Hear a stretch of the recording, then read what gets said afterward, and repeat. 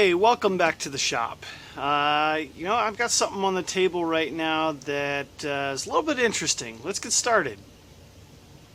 So what we have on the table is clearly a balsa airplane. It's a whole mess of balsa. This is a Fokker D.VI, not a D.7, not a DR1 triplane, not a D.8, the more popular models.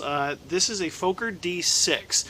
It's basically a predecessor to the D7, but it utilized a rotary engine, meaning that the old engines that were round, the whole engine actually rotated as the cylinders would fire. I picked up this model at a swap meet several years ago. I can't exactly remember. That's how long it's been. It's been sitting on my shelf, and the instructions are here. This is from a place online called wingsofhistory.net. And the reason that I picked it up is because it's an interesting model. It's interesting because it's not very often modeled, but at the same time, most of the airplane was finished already.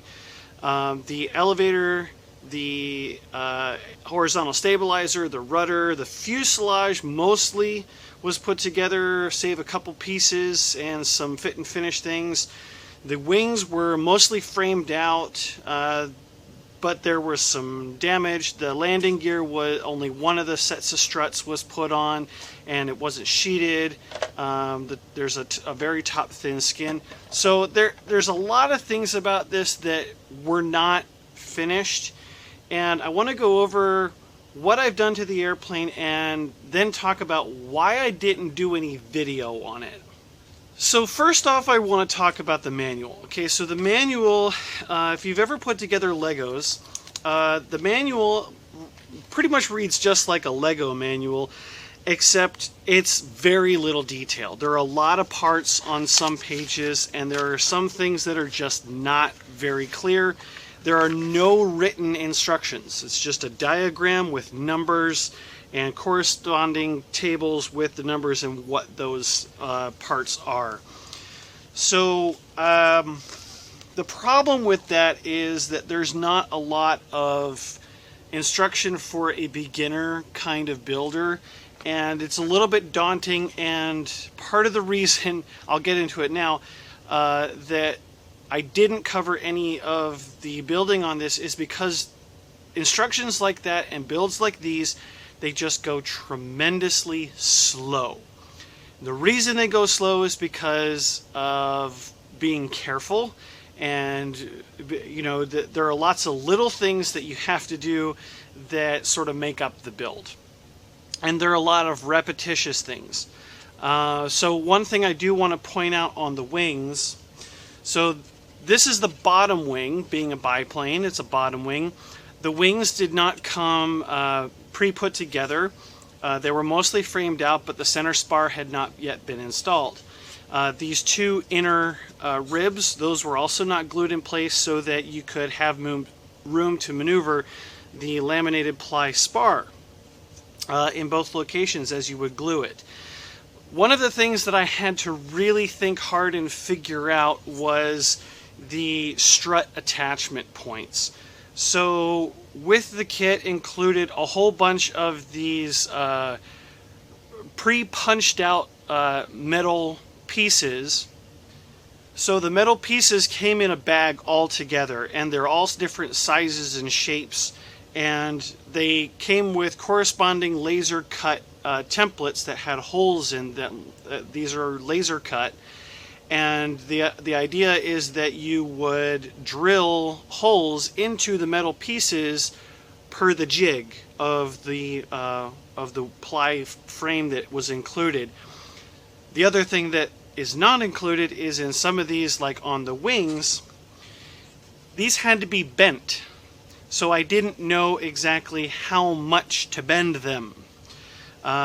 Going based off of approximate spacing, so I had to put together both wings, and then I assembled the interplane struts. Since these wouldn't have any bends in them, I wanted to assemble the inner plane struts and then get an idea of the approximate distance between them, and then work out the cabane struts, the ones that go from the fuselage to the wing.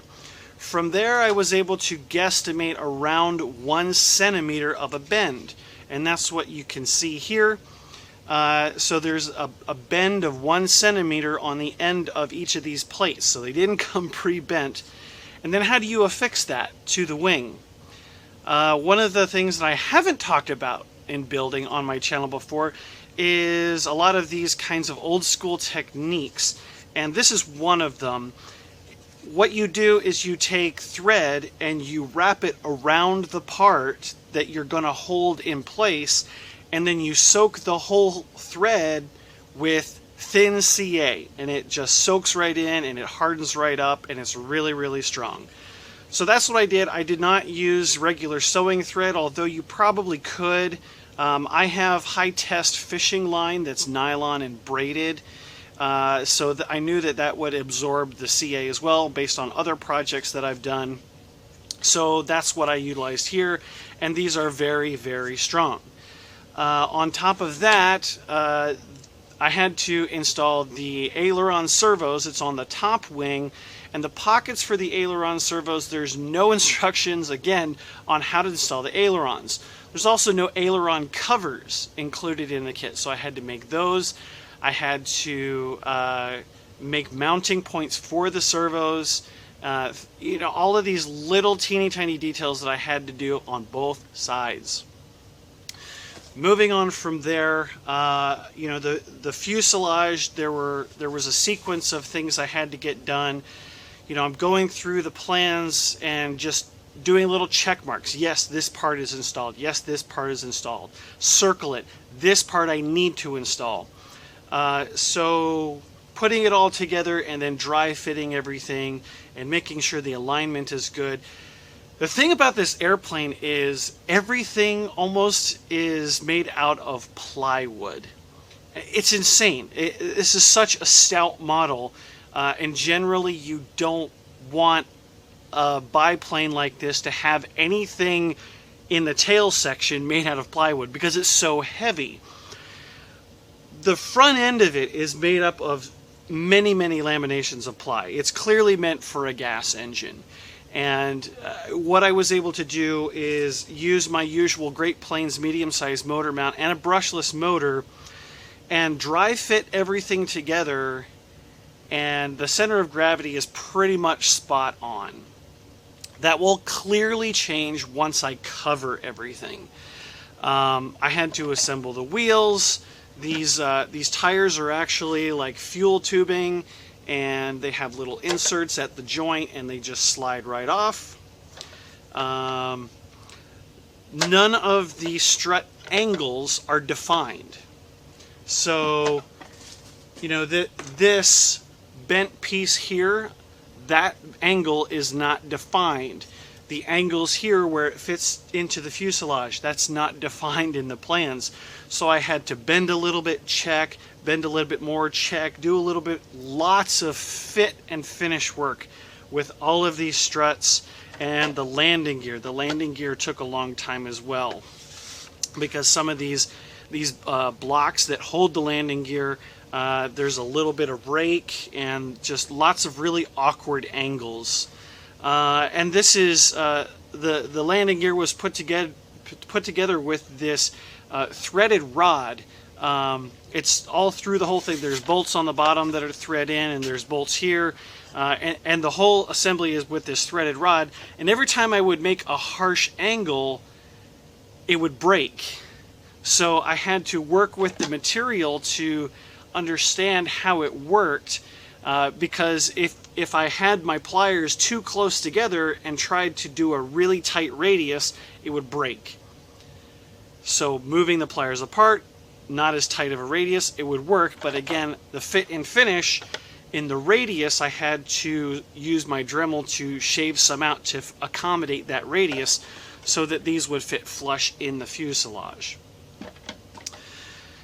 You know, this is an interesting model. It's going to be fun to finish it out. You know, The leading edges of the wings are a very, very thin balsa, not ply.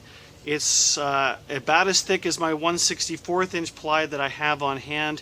It came in saran wrap that had gauze and a piece of plastic to protect it so that it wouldn't get damaged. All these years, it was still intact. To bend it around the radius of the leading edge, because it's just the ribs, there's no hard stringer that goes across the leading edge. I just wet one side of it with a rag that was wet and let it set, and it naturally formed a curve that I could then glue onto the airplane. It's another one of those old tricks to manipulate balsa. From there, I had to figure out how to get the control surfaces on the tail working. Again, you want to try to save as much weight as possible on any sort of World War I era biplane, because they're very short nose coupled, and any little bit of weight you add in the back, you have to add a lot of weight in the front to offset it. I thought about doing all through pull cables. That's clearly how the model was intended to be set up. I opted to do a hybrid.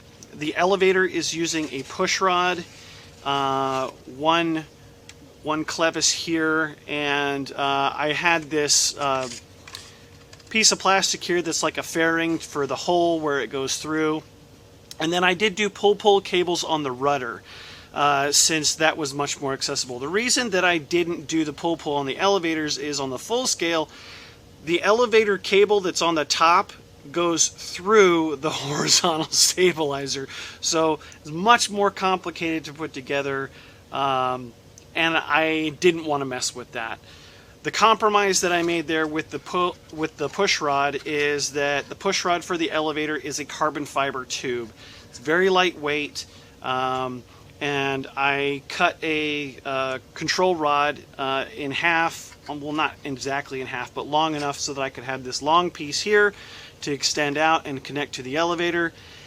And then I bent the end of the control rod, just 90-degree bend, and drilled a hole through the carbon fiber, wrapped thread around it, and CA'd that thread to hold that metal against the carbon fiber. Did the same thing on the opposite end for the servo, so that I could have a connection to a servo clevis, and yeah, it works great, and it was simple, and it's lightweight.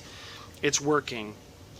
So everything right now is just dry fit. I haven't officially glued any of the main parts together. The landing gear bolts in. The bottom wing does glue in, but I haven't done that yet because I still need to cover everything and then do a final assembly.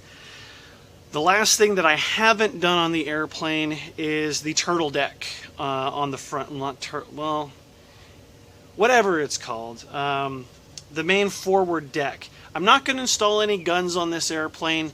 Mostly because a lot of you who know me and met me in person is I generally don't like to put guns on airplanes. I'm not a very violent person, but you know, obviously if there's some scale detail that I will include it. Like when I did the SC-5A, the gun on the top of the wing on the Lewis mount is a very prominent feature on that airplane, as well as the gun sight right in front of the pilot. It was important to have that detail to capture the look of the airplane. So with this, because the guns are mounted below the top wing, right flush into the fuselage, I'm not really going to bother with it. If the airplane looks wrong after I build it, then I may do some 3D prints. So not likely though, not likely. Now, for finishing this model, when I bought the airplane, part of the deal was buying the covering along with it. Some of you may not know of a product that has since been discontinued. It's called Solartex. Long ago, Solartex was like the go-to covering for World War I era models. It's like a fabric covering. It's very forgiving. It's very robust. It's also very heavy. This being about a 1/6 scale model, it is, you know, a bit heavy for this airplane, and I've built other World War I airplanes about in this size too. but I'm okay with it. I've got a motor on here that's going to deliver about 900 watts. If I get in the 5-6 pound range, it's going to be plenty of power. And the covering from this, lozenge. So the cool thing about Solartex back in the day is you could actually do prints on it.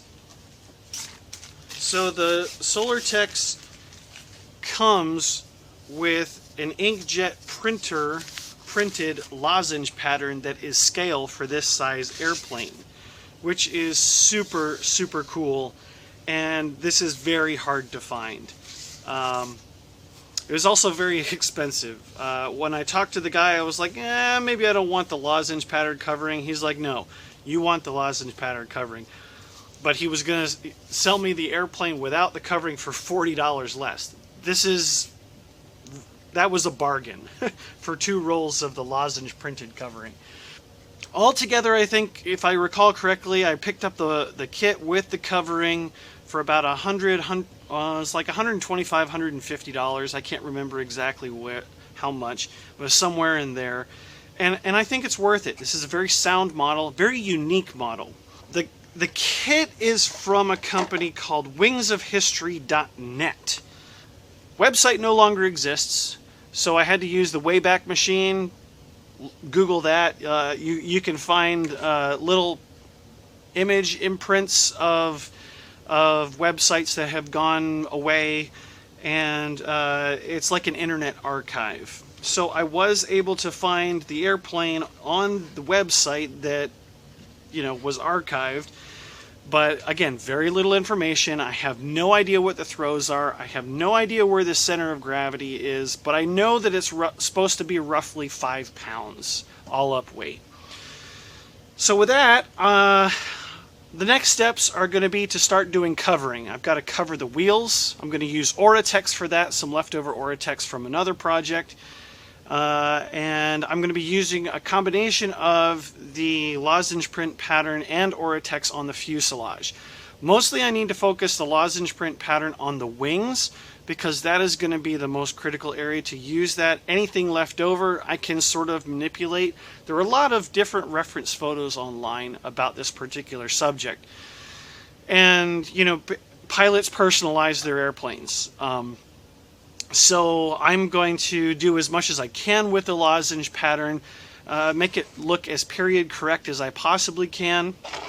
The cowl I will be painting black, and there's a really cool image online that I found that has like a face with like eyebrows and a little mustache. So I'm gonna try to do that and paint that by hand so that it looks more like it was done in the field as that paint job would have been done.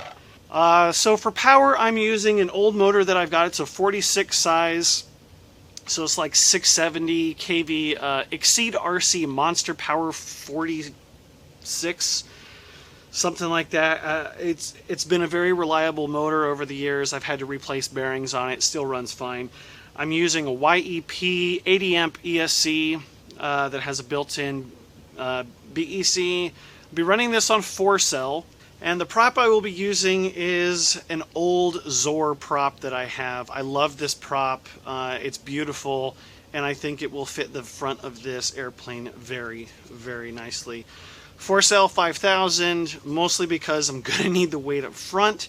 How long that will translate to flight time, I don't know. My best estimate will be around 7 minutes, given that this airplane will not nearly need to be flown on the prop to keep airspeed. It's a biplane. It mostly needs throttle just to take off and get stable. And then when you cruise around, it's just, you're flying the wing. You're not flying the prop at all on these airplanes.